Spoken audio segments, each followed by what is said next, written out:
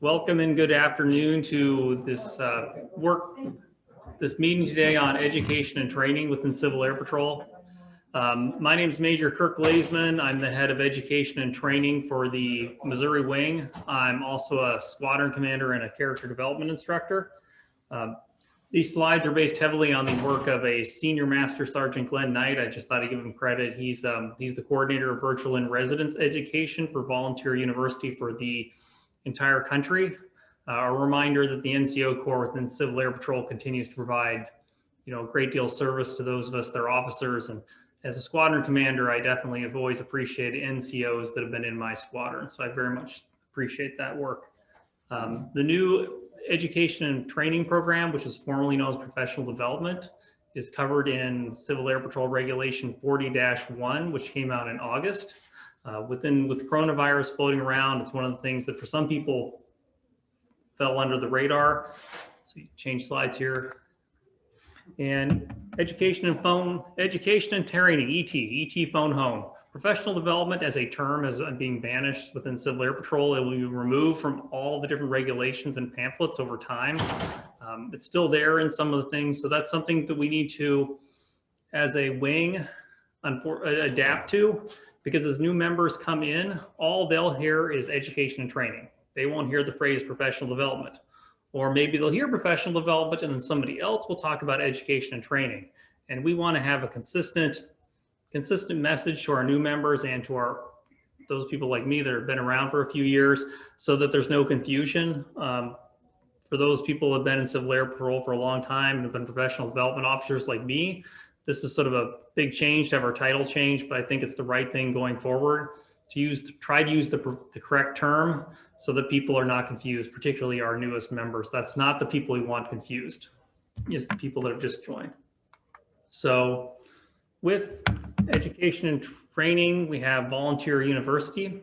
So Volunteer University, why did we need this Volunteer University? You look at the old professional development program, and we had, to get level 5, you needed National Staff College. For level 4, Region Staff College, Corporate Learning Course, CLC for level 3, Officer Basic Course, and Squadron Leadership School for level 2, and for level 1, we had, just onboarding. Each one of these course had an associated rank associated with it. So for each one of these levels, you could, with time and grade and a few other things, get a promotion. And they also include a specialty track. For example, to get level 2, you need technician. Level 3, you need senior and a specialty track. So these have been used for many years. But what is happening with Volunteer University? Why do we need that? Well, these things all took a lot of time out of your lives. Many people who were really dedicated to Civil Air Patrol couldn't find the time to do a National Staff College. I know I couldn't find the time within my job to do Region Staff College. I actually opted to do the Squadron Officer School through the Air Force instead, which took a lot more work, but it didn't require me to take a week out of my life. Another concern with this is that if you're gonna require people to take a weekend class, you offer maybe one weekend every couple months. If they were busy that one weekend, they couldn't do it on their time. Or if they got sick that weekend, they couldn't go do it. So time is a big reason why we're switching away from these classes. And another concern was, of course, CAP being common pay. People have often been concerned about, for example, going to National Staff College. Just how much money does it cost to do that? There's the registration fees. I know that when I was looking into it, I was gonna have to probably fly there or maybe drive, possibly, spend a night in a hotel there and back. Take a week, with travel, maybe even, a week and a half away from work. Other considerations are even just where you're going to stay. Some people, depending on, I know that I went to a CLC and it was at a facility that was not the greatest place, but it was definitely doable. Some people opt to stay in a hotel just because of their own health problems. I sort of thought, oh, why those people stay in a hotel? After spending the weekend at that CLC, I kind of wish I'd been one of the hotel people. I think it would have been worth the money. Another thing is some people sometimes have felt that at these classes, there'll be sort of CAP might stand for come and pass, where there's sometimes people attending the class, they felt, that they're put in the work and they see somebody next to them who's not. And so by breaking it up into modules, it allows sort of more checkpointing about whether or not people are actually learning what they're supposed to learn. So these are all going away, and they'll be broken up into little pieces called modules. So what that means is where for level 3, you might have done a corporate learning course. Now under the new program, you have about 15 or so modules you have to do. Each one's an individual course. So there might be a module on safety, one on core values. You'll have one on, for example, mentoring, being a mentor. There'll be logistics, a variety of little courses where you'll learn something about a specific area of Civil Air Patrol. It's worth noting that as you do this, each and every one of these modules, there'll be a safety module for level 1. And for level 1 safety, you'll basically just be telling you, hey, be safe, you see a problem, talk to somebody about it. I mean, there's more to it than that, but that's sort of the main point. As you move your way up and you get to level 5, there'll still be a safety class. But this safety class, having done the safety class for level 5, you'll be actually analyzing safety reports for a whole wing and drawing some conclusions from them, trying to figure out what could you've done differently, what does the wing need to change. So you'll actually be writing a report. It's the same type of material, just going to deeper and deeper and deeper level. So with these modules, as you can see, we have these, I put up here some blue ones and some red ones. Blue ones are what we call moderated. That means this, I just like to say, this is assuming you're doing it all online because that's where most things are being done with coronavirus, but there will be in-person options, don't worry. So these automated modules are self-guided. The idea being that you can go online, download some reading material that might be regulations. It might be a Word document with some description of what you need to learn, possibly some PowerPoint slides that are designed for you to read yourself, not to be presented. And with these, you then take a short quiz. Some of the quiz answers might be fill in the blank. So it might say, who's in charge of, who's the person responsible for this? You type in the word squadron commander, and it tells you your answer, tells you that's the correct answer, or it doesn't give you credit depending on if it's the wrong answer. And most of them are multiple choice quizzes, and then you move through, you do a module at a time, you get credit for the module, and that shows up in your education and training record.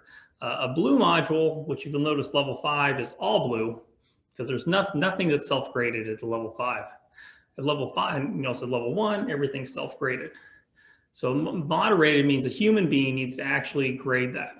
As you can imagine, if you're writing a 3-page paper on the wing safety plan, you can't just give that to computer and say, please grade this.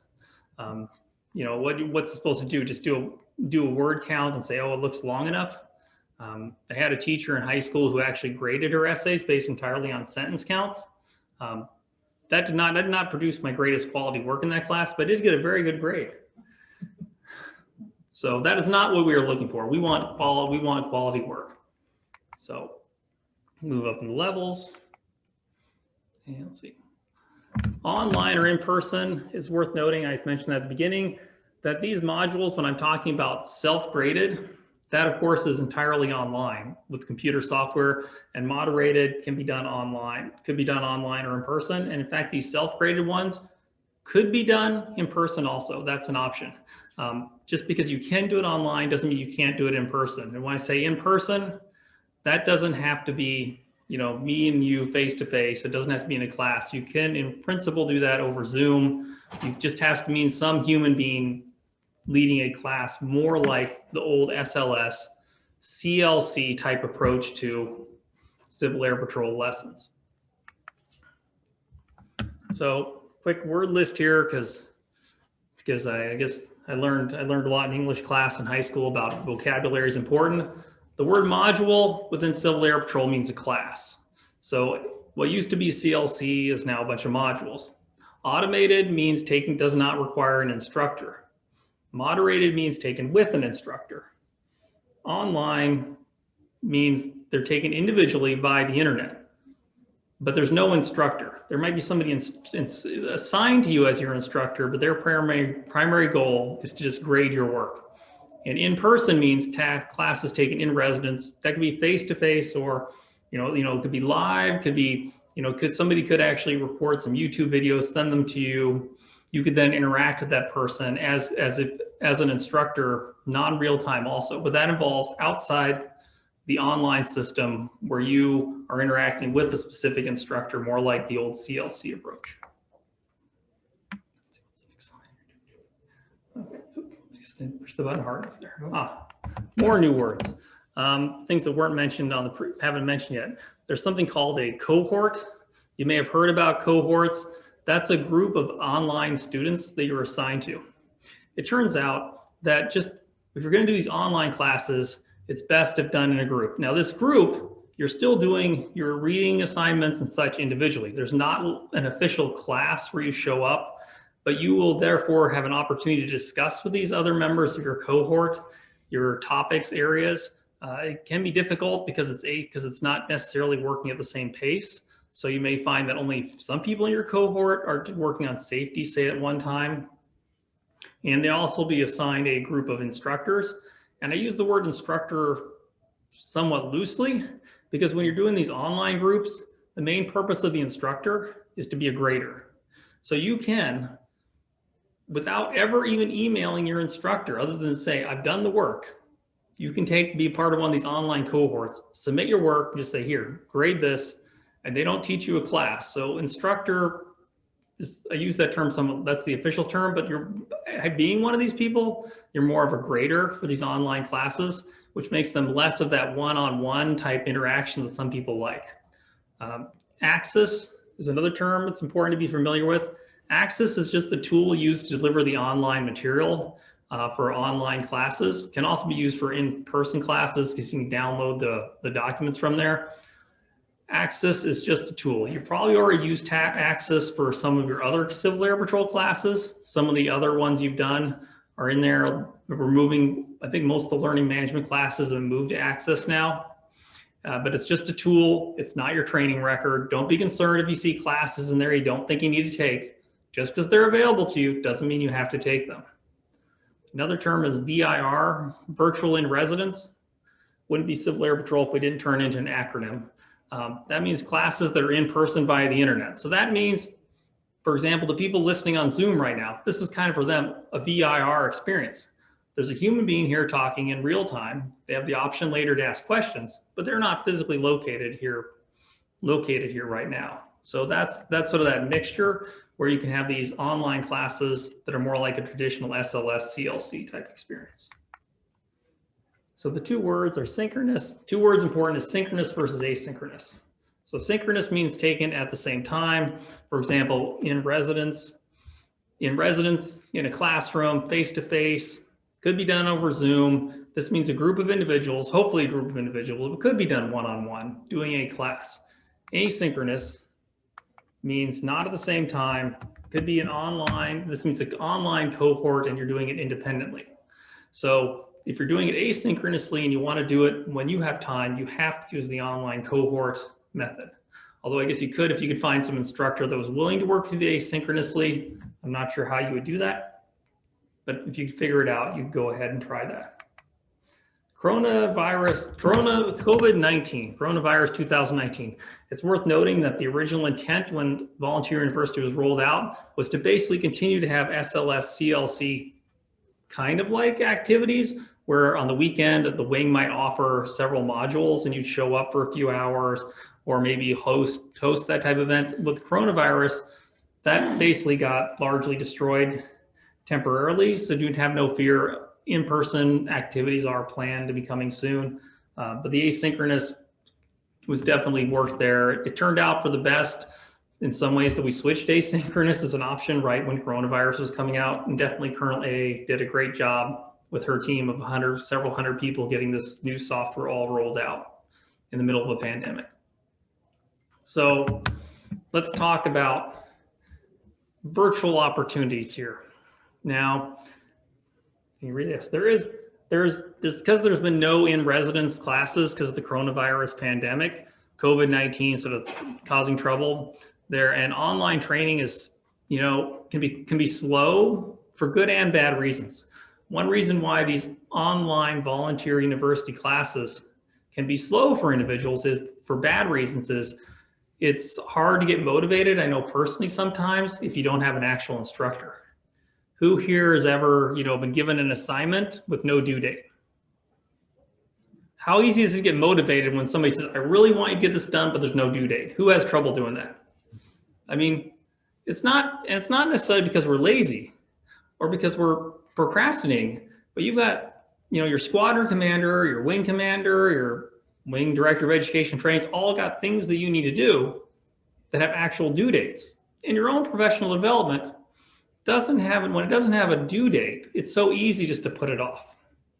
And that's because you've got other things that are pressing. And it's really hard as a human being to balance priorities versus emergencies.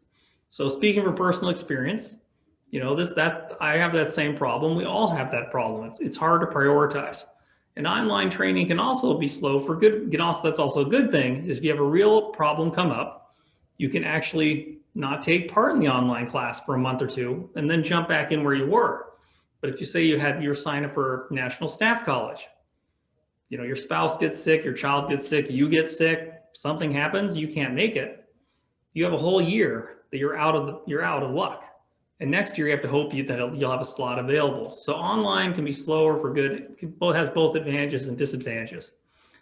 Virtual in-residence classes are now available for level 2 and 3. If you look under there's notes there under Go Civil Air Patrol Members Education Trained Volunteer University. So to work your way down through the menus to Volunteer University, there's the email address. The most important thing is vir@cap.gov. That will go to the people who are in charge of this virtual in-residence program, and you can say, hey, can you send me information about level 2? And they will, or level 3. Level 4s and 5 are possibly planned. There's also a short URL there, but don't try to, unless you're taking a picture of that, there's no way to remember that. I apologize. But yeah, vir@cap.gov is just right. That email address will go to the people in charge of that. And click slide forward here. Coronavirus pops up again. So you don't have to be able to read this particularly, which is okay. This is just an example of a calendar for level, one of the levels. And so if you see there, it's like level 3. So you'll notice that on this calendar, there's actually Volunteer University in-person classes. They're on, like there, it's a 60-minute class, just one module on public affairs and branding, for example, 60 minutes plus an exercise. And so with that, you notice there's actual classes on all the different, on every week, and some weeks, several classes. So you could easily within a few months finish all of level 3 using these in-person, these semi-in-person classes. And I think this is an opportunity that has been developed by National. And I think and we have some members of our wing that are actually helping out with these, and some members of our wing that are taking these classes right now. They also offer sometimes some of the unmoderated modules this way. So even classes you could take yourself, some people feel that it's a lot more educational sometimes to actually sit in a real class. Some people can just read and learn. Some people have the learning style where they prefer to have a lecture. So they're all the LAC classes are available for level 2 and 3 in a rotating fashion. Of course, an organization chart here, just quickly, since Volunteer University is new, I just wanted to point out how it's organized. The Volunteer University, we have the Civil Air Patrol headquarters with that staff, which then runs education and training. Under that is the Volunteer University Provost. So it's organized such as an actual, say, university would be organized with the provost and then deans underneath that, a separate dean for in-residence and the virtual training. And then each level has its own chair. So they're in charge of the delivering of that program. The in-residence chair is Colonel Barry Melton, and the online chair is Lieutenant Colonel Brendan Reed. And the provost is Colonel Joe Winter. And of course, the National Director of Education and Training, those of you that have been around for a while will recognize that Colonel A is there. She's really led this charge, done a really great job. So, and virtual in-residence training is something that's been added. That was something that's where that Sergeant Chief Knight is in charge of that. So he's the he's the one doing that, and that's what I was referring to earlier. So suppose someone here joins in at level 1. So once you're set up in member joins and sets up their e-services account, all the level 1 automated modules will just should appear magically in Access. All of them are automated, no instructor is required. In principle, someone could take less than a day to complete these, which you would expect for onboarding. If onboarding took a couple of days, it's going to kind of, that's going to get kind of long for somebody who's just a new member who just wants to hit the ground running and getting started being active in Civil Air Patrol. Okay. When completing the note here, when completing modules, one thing we need to remind our new Civil Air Patrol members is to not click the close button. There's a close option within this, which is up there in the corner. Now there's a red X up in the corner, which you can use to close the window, or you can use the green in the bottom that says close. Now this seems kind of like a technical computer related issue, but unfortunately, if you click the red X, that tells Access, I've changed my mind. I don't want to do this after all. So that means you go in there, and one of the requirements for the course is you have to download the presentation, or you have to take a quiz. If you go in there and download the documentation and you close with the red X, that's your way of saying, Volunteer University, I've changed my mind. I don't want this. And the thing is, you downloaded the documentation, and you don't get credit for that because you clicked the red X. You need to click the close option box. Now, I will note that sometimes in the practice quizzes, there is no close option, and all you have to do is click the red X. But that's because there's nothing, whether you did the practice quiz or not, is for some reason that's not being recorded. Another thing about the red X is I've learned this personally is I downloaded documentation for one of my levels. Then I went in, I, for various reasons, lost the documentation. So I went in and downloaded it again. Second time, I clicked the red X. I should have known better, and credit for that section of the module went away. So even though I had credit for it, it took it away because I said, no, I don't want to. So never use the red X. Yes, we have a question. Are they still working on that software, or is it just completed, done? That is the software completed or done? The answer is that no, the software is not completed. As my day job, I'm a software engineer, so I understand how this ended up this way. But yeah, it's not human interface friendly. Hopefully, at some point that will be fixed. So yes, they are ongoing working on it. I think that they have other priorities that are higher. And one of the things they're working on right now is that I know there's a huge list of updating the text and phrases and fixing other little snafus that were in the system. I was actually the first person in the country to finish the Region Commander College, and a couple of those modules, there was no way to pass them. Oh. Which made life so every single level someone has now completed. So there was some odd things. There were some weird typos too. So it's a lot. If you started 6 months ago, there were some growing pains. The red X is still a big problem. You had another question? Well, I just was going to comment, some of the other software that I use, if you're going to click on something that's going to delete your presence, it usually gives you a warning screen. Yes, there's no warning screen. You're just kicked back to the next screen. Yeah. So yes, this is something that'll actually be repeated more than once in the talk is don't click the red X.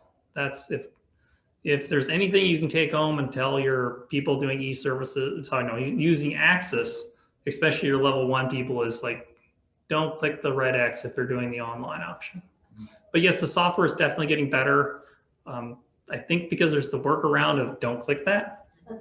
It's not as high a priority as, say, fixing the fact that some of the classes you couldn't pass. But they are very much aware of it. Yeah, ignore that button. So, and for level 1, after you've done the cadet protection module, you still have to do a summary conversation, and somebody who has the authority to do that has to enter that into completion. So although I said level 1 can be done entirely on yourself, that's from a volunteer university perspective. It can be done on your own. that can't be, the summary conversation is still done the same way it always has been done. It's worth noting that you could also have, say, a squadron commander could directly teach that module and enter it through what we call the bulk upload option. If you don't know, if you're a volunteer university instructor, you should know what the bulk upload is. If you just have to know that instructors can do that. So it is worth noting here in big red print, it says every squadron should have at least one volunteer university instructor for level 1. Because if you don't have a volunteer university instructor for level 1, you can't onboard someone in your squadron yourself. They have to use the online option, because you have to be a volunteer university instructor in order to sign off in these classes. It used to be, the squadron commander and such could enter data. It used to be, you'd hold an SLS and everybody, the wing would put together an SLS. Now everybody who teaches one of those, in order to enter credit for that, you have to be a volunteer university instructor for that level. So if you don't have someone in your squadron who's a volunteer instructor for in-person level 1, I strongly recommend you have somebody apply for that, just so when doing onboarding, you can take care of it. Because, level 1 is maybe the one level where you really want to make sure you can do it in person. So you can do that. Go Civil Air Patrol, members, education and training, volunteer university. You click through the menus, find volunteer university on the Civil Air Patrol website. Then down in there, they've moved it around a couple times, but there is a spot where you go in and you say, I'd like to be a volunteer university instructor. You have to upload your resume. You write a little something saying why you want to be a volunteer university instructor. Your wing has to approve it. Most of the reasons people haven't gotten approved is because, say, for example, they've actually had people where they're like the head of the wing safety department, and they're like, hey, I want to be a volunteer university instructor. And the wing commander says, no, not because they're not competent or they're not a good instructor, because their wing commander knows this person already has so many things on their plate. I don't want them being a volunteer university instructor. So that does actually occasionally happen, that people get turned down simply because the wing commander knows that they're putting too many things on their plate. So before, like with anything, before you volunteer to be an instructor, ask yourself, am I actually going to be able to do it? So after the person completes the modules in level 1, the automated modules in level 2 will just automatically appear in Access. In person, you can sign up, take classes. The instructor will provide you study material for the moderated modules, and then they complete it and upload your completion of those modules into e-services using the bulk entry tool. They could also do the unmoderated modules too in person, or they have the option of doing online. So in this case, you have to request a cohort. We'll do that on the next slide. Then you'll get assigned to a cohort, and your cohort is activated. You start getting modules, you read the material, you write the essays, you do the response, which might be a report, it might be some quizzes, whatever it takes. You go into the discussion forums, you write your response. You have discussion forums, you write your response, you respond to 3 other people, and you comment on the narrative or whatever was in that class. Hopefully you also go back and spend some time later to see what people wrote to respond to you. And then the instructor goes out and finds and grades the narratives and anything you've uploaded. What? I didn't mean to interrupt, but the process you have to go through to get enrolled. Yes. It does just automatically magically show up, but you're not enrolled. That's right. You're not magically enrolled. I'll deal with that next time. So yeah, the next slide, I'll deal with that. So yeah, when activities, then it's automatic. Then once you pass the module, it automatically goes over to e-services. So suppose you want to work online within an assigned cohort. If you're in a cohort, you can also take in residence classes. You can mix and match. So within the e-services, the menu, professional development, it's not education and training yet, that's still professional development. They need to fix that. Then professional levels, there's a section there for cohort request. So the last day to apply for a cohort is the last day of, I think it's Thursday, and the first Tuesday cohorts are assigned. Just because you've applied in time doesn't mean you're going to get assigned a cohort. The reason for that is they need instructors, they need enough students. And that's just for the moderated modules. And it may be necessary depending on how you get enrolled. Sometimes if the modules don't appear after a couple days and you're in the cohort, please email your instructors, because occasionally there's mismatches where people have actually been enrolled in a cohort, but the modules didn't appear. Or you may have to actually go in and manually go into the list of modules and say, I want to enroll in this one. Sometimes it doesn't. Sometimes it happens magic automatically, and sometimes it doesn't. There's still, as we said earlier, some kinks in the system they're working out, which is unfortunate. So where's your official training record? Is it in Access? And the answer is no. Access is just a tool. That's only a place where you take classes. You can take, that's only for online, because you can use online or on-site classes, which not be on there. Is it not? It's not in the learning management system either. That's the old method. That was used before volunteer university, so it's not there. There's still stuff there part of your old record, but that's not where it is. Everything is in under professional levels, under professional development and e-services. So that's where you'll actually find what classes you have officially passed. If you have something in Access or you've taken a class in person and never appears there, please follow up on that, because it doesn't really matter. If it's not in e-services, it doesn't matter that you passed it. It's missing. Yes. Not to be a smart ass, but you're telling us to take professional development out of our vocabulary. Why is I don't know why it still says professional development. I do not know the answer to that question. I'm kind of, as the official presenter, I'm trying not to be this smart alecky person. But yes, I do not know why it's there. At some point, they'll go away. I think because they have issues like the red X and other problems that are higher priorities. But if we're supposed to get out of our vocabulary, you have to go find, yes, you do have to go through the professional development. Yes, professional development, professional levels, professional levels. You can make it a favorite. You don't have to go. That's true. You can make it a favorite, which is probably not a bad idea. Yes, we have another question. I have an online question. My previous completion of courses does not show on Access. Access wanted me to do everything again. How did we combine Okay. records? That's a very important question. If you did say UCC, that's not going to appear in Access, because UCC was replaced with Squadron with SCC now. So some of your training will appear in learning management, some will appear in Access. So for example, if you've done cadet protection in a learning management system, it won't show up as appearing in Access. Where do you get your full training record? It's in e-services. I don't remember, to be honest. Somewhere in e-services is a list of everything you've done. So it'll include all your classes. I had to search for it last time. I don't remember where it is. I apologize. I don't. Yes? I believe if you look for a member search, you can always search for yourself, and then you'll have a tab that says training, or you can download the full member search report, which will include That's right. That's right. Member search and search for yourself. Yes, that's right. So yeah, member search for yourself, and you can find your complete training report there.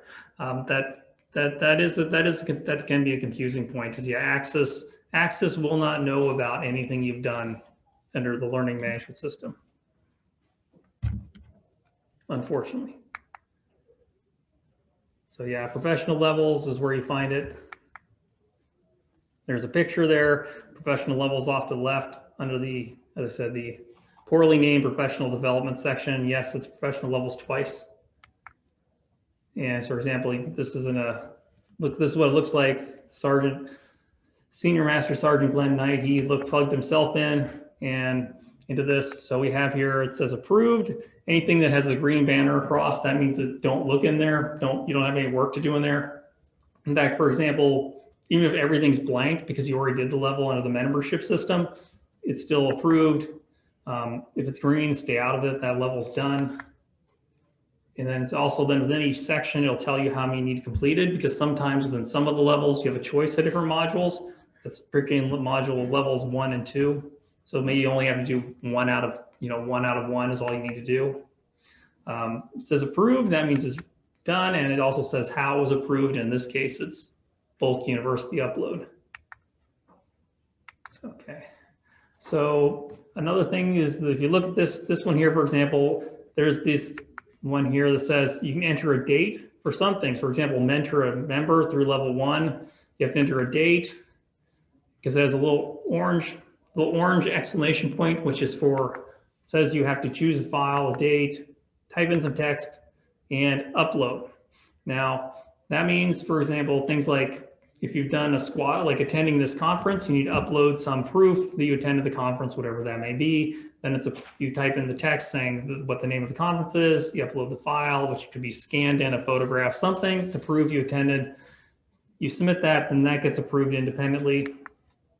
You cannot load anything upload anything here. It's worth noting that the software still got some interesting artifacts. Artifacts are what we call, when you're a software engineer, we call bugs. Artifacts where it looks like you can upload files for things like senior rating. You can't upload anything. If you try to click on any of that stuff that I've highlighted in red, you can't do anything. So most of these look like you can upload something, but you can't. So don't try. It won't let you. So it works to that extent. So for those like senior specialty track, automatically propagate over.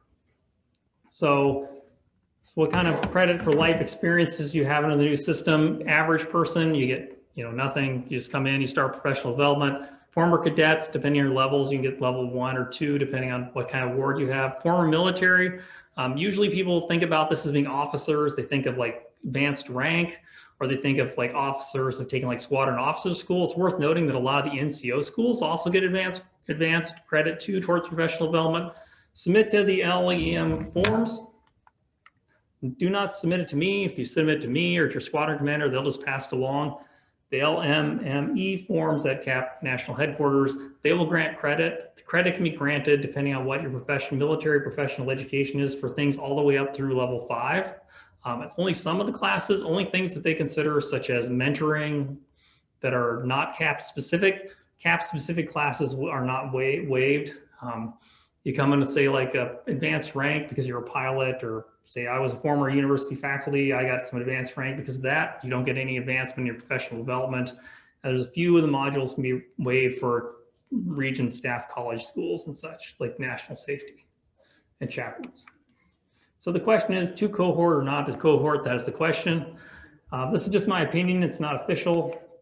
Is that if you are doing level 1, it is probably best really to do that in person. You can do it online. That's just my opinion. If you're going to planning on taking any online classes that are moderated, you have to join a cohort. They're not mutually exclusive. Some people have found that they like doing a lot of the online classes, but some of them, the modules, they specifically want to do in person, so they've done those in person. Feel this is my opinion, that within my squadron, we try to do level 1 all in person, because somebody's just new to Civil Air Patrol saying, here's access, and it's got this red box you don't want to check. It just seems a little problematic. So, but you can do it online. I mean, some people that really is, that's their preferred method. So it's there. Some notes here, final notes on level 2 with the new professional development system. Jaeger is now level 2 instead of level 3. Level 2 has been split into level 2 part 1 and level 2 part 2. So level 2 part 1 is a mixture of some level 1 requirements in the old system and some of the level 2 requirements. It's required for initial promotion. So if somebody, even if somebody say, comes in, out of the military, they were, a 3-star general, before they can get their initial promotion to lieutenant colonel, they still have to do level 1 part 2 now. It used to just be level 1. Now it's level 1 part 2. This change was made to make level 1 a lot easier so that people could get started in Civil Air Patrol quicker. Level 2 is also different for different people. If somebody's a new member, no experience, former cadets, current or former military, or getting advanced promotion, they have different paths, and you have to choose this path as part of level 1. Even if somebody is a cadet sponsor member, they still have to choose a path, or else they can't complete level 1. Even though they don't have to go move on to level 2, they still have to complete a path. So they have to choose a path for some reason. And that's just a computer software thing, which I think they hopefully will fix at some point. So which one of these paths should somebody choose? This will really depend on which one fits their experience. We recently had a former cadet join who was also former military in my squadron, but she was cadet 50 years ago, and she was military 40 years ago. So it seemed like new member was the best fit, because the whole point of former military is that you have sort of that sense of drill, you know how to salute. We asked her about it. She was like, yeah, I don't remember any of that stuff, so And so, you know, so new member fit better. I mean, she remembers some of it, but it's probably best just to go straight into the new member approach was better. Was the right one for that person. If sometimes you'll have someone who's a former cadet and currently military, probably military is the better choice in that case. Former cadet's really intended for someone who's just moving up out of the cadet ranks. So final thing is just remember is volunteer university is the new thing. In-residence colleges and schools are gone, replaced by modules. You have the option of doing in-person, synchronously, or asynchronously online. Modules can be automated or in person. Cohorts are the way to go if you're going online because you need some group of somebody to grade your work. Last note there is the in-person option, and it's been my pleasure. And special thanks yet again to Senior Master Sergeant Glenn Knight, who's taking charge of so much of the in-person courses. Any additional questions? Yes. This is mine. Recently got a new member, and I didn't know which path to put him on because he was a former Marine. Yes. Which should have put him on eating crayons, you know. So I put him as former military. Yes, that's the right one. That would be the right. That would be the right one. I mean, if you know they've been out for 40 years and they don't know how to march and they don't know how to salute, then it'd be new member. But He was a previous cadet, then a senior member and a Marine, but he's been gone for like 10 years. yeah, I mean, you could probably the point of the military one is that instead of like a lesson on module on professionalism, it's a module on bringing your professionalism to CAP. And then the one on drill isn't drill, it's how CAP drill is special. Because if you're a former Marine, you know, the way you drill, the way you march, you know, what's the size of step, those things are all a little different. So that was the right path. Had a question back? I had a new member recently complete all their level 1 stuff online. Actually went pretty well. He completed it in about 3 or 4 days. Okay. But they did have several items that didn't show up in Axis, or he completed an Axis and it wouldn't show up on his path. So actually getting to the help desk ended up being how we ended up resolving that. Yes, for the people online, yes, occasionally classes people finish in Access do not show up online in e-services, so you have to contact the help desk. Sometimes that can happen because the end of the module will have a survey, and if you click the red X instead of close, I've also found that you don't have to actually complete the survey, you just have to click close and it gives you credit. But even if you complete the survey but click the red X, you don't get credit. So another thing is that if you complete a module and then they add a survey later and you haven't gone into e-services to pull your record over from Access, the class goes from completed to incompleted. So the record doesn't get pulled over to e-services until you look at it. So it's kind of like the Schrodinger's cat. Your e-services record doesn't update till somebody looks at it. So I've actually, the online module that online cohort I'm teaching, I made a habit of, in the early months when things were a little wonky, of checking all their records once a month just to force everything over. Another question? Yes, sir. My question is for people who are coming from other military organizations, such as some of the state guards. You know, we have 23 states that have state guards. We got Coast Guard Auxiliary, and a lot of those organizations, well, the state guards fall under Title 32 because they're actually a reserve of the National Guard, but they take many of the same FEMA courses to see if he takes and then some. So how would that person be put in? They're not regular service, but they had state guard service under Title 32. Well, I know from my experience with interacting with the State Guard in Washington State, which may be different, is most of those people were former military, but you're right, not all of them were. Right. So the thing is with their experience in that State Guard, are they doing, you know, do they have that drill experience? Do they have that? Probably not. Most of them do. So if they do, then you'd have to actually find out, do they actually have a lot of enough drill experience, or taking a class that's on how drill is special will serve them better than how drill is. They're NCOs and most of the state, they have to go through. So most of, B-Not, A-Not, all that stuff. They had to take. so that would depend a lot on the State Guard, because in some State Guards, okay, I was gonna say, having lived in where I started in Civil Air Patrol was Washington State, and you could just show up to the state guard and depending on your so-called life experience, just suddenly be assigned an NCO rank. And that would be different than somebody who just, you'd have to do it on a case-by-case basis. You definitely would want to ask questions. I've got some couple guys that want to come So, yeah. to Texas. So yeah, Texas is very yeah, good. the state guard, you'd have to definitely consider for the level 1, 2. Plus, if you choose the wrong path, it's not that big of a deal. I mean, you take a class in professionalism versus bringing your professionalism to Civil Air Patrol. You know, it's not going to end your CAP career if you take the wrong one. Another question. Copy of the presentation. will be available. Yes, sure. We can make the copy of the presentation available. The guy, Major Knight, who gave it to me, he's willing to give the presentation for other people, and he said, yeah, you can have a copy. So, another question. What happens if you join a cohort but do not complete the modulated modules in a reasonable time period? Okay. I am currently an instructor in a cohort, and about half the people haven't completed any modules because they signed up for the cohort. They got kind of excited. They signed up and they didn't. So what happens if you don't complete the modules within a reasonable period of time? You don't ever lose anything, but at some point, this cohort that I'm an instructor in is going to have so few active students, we're going to dissolve the cohort, and those students will then be moved into it, combined with other cohorts that have shrunk and be moved in. And the people that are, if you're not actually, they'll actually send you an email saying, would you like to be moved into another cohort or do you want a break? So if someone's not actively completing modules in a cohort, they might say, you know what, I don't have the time now, and they won't put you in a new cohort. So over time, because you're right, eventually, if you have a cohort of 20 students, eventually, hopefully 19 of them at some point will be done, and there'll be like one person left.